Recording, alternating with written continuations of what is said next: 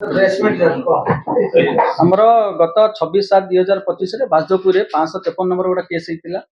ସେମାନେ କିଛି ଦୁର୍ବୃତ୍ତ 3 ରୁ 4 ଜଣ ଦୁର୍ବୃତ୍ତ ପଶି ଜଣଙ୍କ ଘରେ ପଶି ଫ୍ୟାମିଲି ମେମ୍ବର୍ସ ମାନଙ୍କୁ ହାତ ଗୋଡ଼ ବାନ୍ଧି ବନ୍ଧୁକ ଆଉ ଭୁଜାଲି ଦେଖେଇ ତାଙ୍କଠୁ ପ୍ରାୟ 2 ଲକ୍ଷ କ୍ୟାସ୍ ଆଉ ସୁନା ରୂପାର ଅଳଙ୍କାର ଲୁଟିଥିଲେ। ତାପରେ ମଧ୍ୟ ଆମର 12/8/2025 ରାତିରେ ମଧ୍ୟ କିଛି ଦୁର୍ବୃତ୍ତ ଜଣଙ୍କ ଘରେ ପଶି ଫ୍ୟାମିଲି ମେମ୍ବର୍ସ ମାନଙ୍କୁ ହାତ ଗୋଡ଼ ବାନ୍ଧି ତାଙ୍କୁ ଭୁଜାଲି ବନ୍ଧୁକ ଦେଖି ତାଙ୍କ ଘରୁ 39,000 ଟଙ୍କା ସୁନା ରୂପା ମଧ୍ୟ ଲୁଟି ନେଇଥିଲେ। ତେଣୁ ଏହି ସଂକ୍ରାନ୍ତରେ ଆମର ତଦନ୍ତ ଚାଲିଥିଲା। ଏଥିରେ ଏସ୍ପି ସାର୍ଙ୍କ ନିର୍ଦ୍ଦେଶ କ୍ରମେ ଆମର ଗୋଟେ ଟିମ୍ ଗଠିତ ହୋଇଥିଲା। ଏଥିରେ ଆମ ଆଇଆଇସି ବାଜପୁର ଆଉ ଏସ୍ଆଇ ପୂନମ ଦେବୀ ବେହେରା, ଏସ୍ଆଇ ମହାପାତ୍ର, ଅଧିକାରୀ ମହାପାତ୍ର ଆଉ ଅନ୍ୟାନ୍ୟ ଷ୍ଟାଫ୍ ମାନେ ଏଥିରେ ଇନଭଲ୍ଭ ଥିଲେ। ଆଉ ସବୁ ଦିଗରୁ ଆମେ ତଦନ୍ତ ଚଲାଇଥିଲୁ। ତା ଦେହରେ କିଛି ଏମଓ କ୍ରିମିନାଲ୍ସକୁ ଆମେ ଭେରିଫାଇ କରିଥିଲୁ ଆଉ ପ୍ଲସ୍ ଆମର ସିଡିଆର ଆନାଲିସିସ୍ ଆଉ ଆମ ସ୍ପାଏ ମଧ୍ୟ ଏନଗେଜ୍ କରିଥିଲୁ। ଏଥିରେ ଆମକୁ ଜଣାପଡ଼ିଲା ଯେ ଆମ ଏରିଆର ଜଣେ ଦୁର୍ବୃତ୍ତ ଯିଏକି ଆଗରୁ 2024 ମସିହାରେ ତା ନାଁ ହେଉଛି ବଳରାମ ମଲ୍ଲିକ ଆଲିଆସ ସିପୁ, ଯିଏକି ଡକାୟତି କେସରେ ଫରୱାର୍ଡ ଥିଲା, ତାର ଇନଭଲଭମେଣ୍ଟ ଅଛି। ତା ସହିତ ମଧ୍ୟ ତାର ସହଯୋଗୀ ଚଗଲା ଆଲିଆସ ପ୍ରସନ୍ନ ଜେନା, ବାପା ନରହରି ଜେନା ଶଙ୍ଖିଡ଼ା ତିହିଡ଼ିର, ସିଏ ମଧ୍ୟ ଇନଭଲ୍ଭ ଅଛି। ଆଉ ଜୟପ୍ରକାଶ ପତି, ତାଙ୍କ ଘର ହେଲା ଜଳଧର ସନ୍ ଅଫ୍ ଜଳଧର ପତି କୋଲ୍ହ ତିହିଡ଼ି, ସିଏ ମଧ୍ୟ ଇନଭଲ୍ଭ ଅଛନ୍ତି। ଆଉ ଜଣେ ଅନନ୍ତ ଚରଣ ନାୟକ ଆଲିଆସ ଅଭି, ସିଏ ମଧ୍ୟ ତାଙ୍କ ଘର ହେଉଛି ଭଣ୍ଡାରୀ ପୋଖରୀ, ସେ ଇନଭଲ୍ଭ ଅଛନ୍ତି।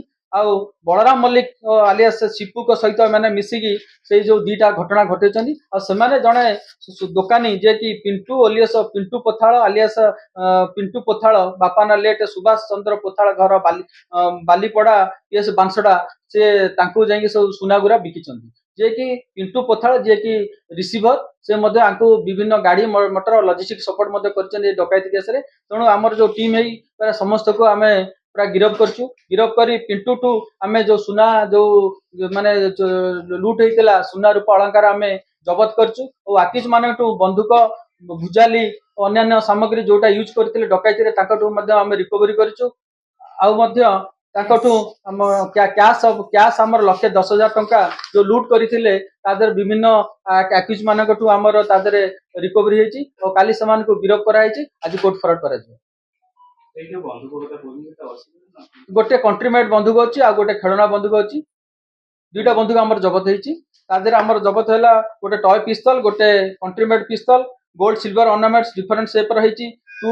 ଦୁଇଟା ଆଇରନ୍ କଟୁରୀ ଜବତ ହେଇଛି। 1 ବ୍ଲାକ୍ କଲର ବ୍ୟାଗ୍ ହେଇଛି ଆଉ 2 ସ୍କ୍ରୁ ଡ୍ରାଇଭର ହେଇଛି। ଦଉଡ଼ି ମଧ୍ୟ ହେଇଛି। ମୋବାଇଲ ଫୋନ ହ୍ୟାଣ୍ଡସେଟ୍ ପାଞ୍ଚଟା ହେଇଛି। ଆଉ କ୍ୟାସ୍ 1,10,000 ଆନୁମାନିକ ବିଲ୍ ତ ଆମେ କରିନୁ, କିନ୍ତୁ ଲକ୍ଷାଧିକ ହବ।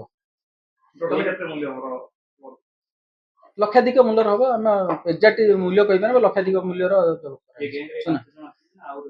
ଆମେ ଆହୁରି ତଦନ୍ତ ଚଲେଇବୁ। ଆ ଦେହରେ ଯଦି ଆଉ ଇନଭଲଭମେଣ୍ଟ କାହାର ଆସିବ ତାକୁ ମଧ୍ୟ ଜଲ୍ଦି ଗିରଫ କରାଯିବ। ନା ସେ କେସରେ ତଦନ୍ତ ଚାଲିଛି। ଗୋଟେ ଆମର ସେଇ ଆଟ୍ରୋସିଟି ଆକ୍ଟରେ ଗୋଟେ କେସ୍ ହେଇଛି। ଫରେଷ୍ଟରଙ୍କ ରିପୋର୍ଟ ଉପରେ ଗୋଟେ ଆଟ୍ରୋସିଟି କେସ୍ ହେଇଛି।